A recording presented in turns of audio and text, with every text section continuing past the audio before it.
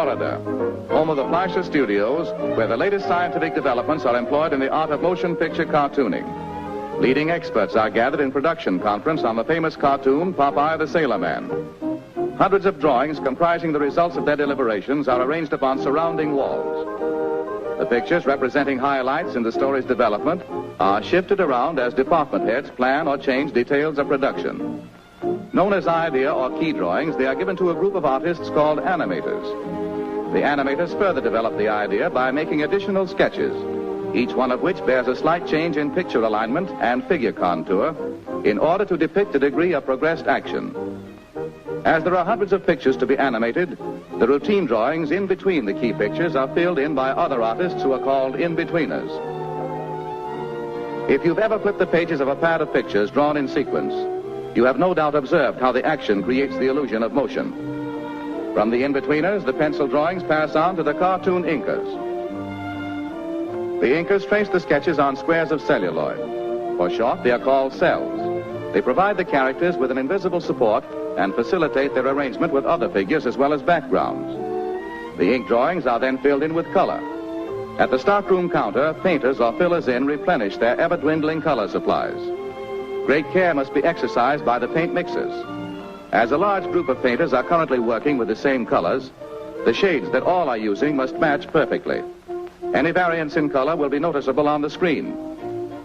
In filling in the outlines, the figures are reversed as the paint is applied, so the cells, when placed before the camera to be photographed, will present a smooth, glossy surface with no suggestion of paint or brush lines.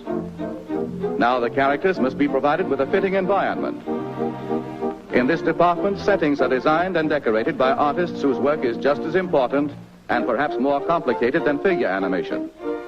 It also entails a similar degree of repetition. These artists supply landscapes, street scenes, buildings, exteriors and interiors, as well as furnishings. They must be adept at creating the illusions of wind-blown clouds, waving palm trees, rolling seas, moving vehicles, and other effects that suggest activity.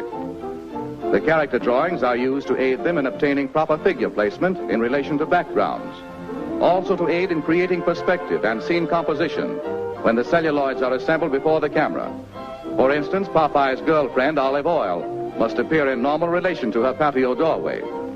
And it would never do to let Popeye miss the rug when he bends his painted knee in ardent admiration. Many cells or pictures are required to complete this action. Now the thousands of celluloids bearing figures and backgrounds go into the long routine photographic process. All departments of the studio are supervised by Max Fleischer, veteran cartoonist. In bringing the spinach-inspired seagoing strongman to the screen, he is known as Popeye's Filmland Papa. One at a time, each drawing is placed in a holder, and a single exposure is made on film. Upon this new apparatus, actual scenes are constructed to convey the idea of depth and to permit the movement of backgrounds. For instance, many drawings of this bird must be photographed, each one with the wings and other lines of body contour in slightly changed positions. Also, with each exposure, the background is moved to create the illusion of flight. The process must be repeated many times with all characters and accessories that simulate motion. When it is realized that hundreds of sheets of celluloid, each bearing characters, properties, or scenic effects, must be superimposed one over the other so that figures will pass and repass each other in photographic action, thousands of exposures become necessary to complete the entire motion picture. The production of film cartoons is long on routine and heavy with detail, and requires considerable special equipment. The groups of pictures for each exposure are held in place by chromium register pins, and the holder is adjusted to the camera by heavy iron arms that lock in mesh.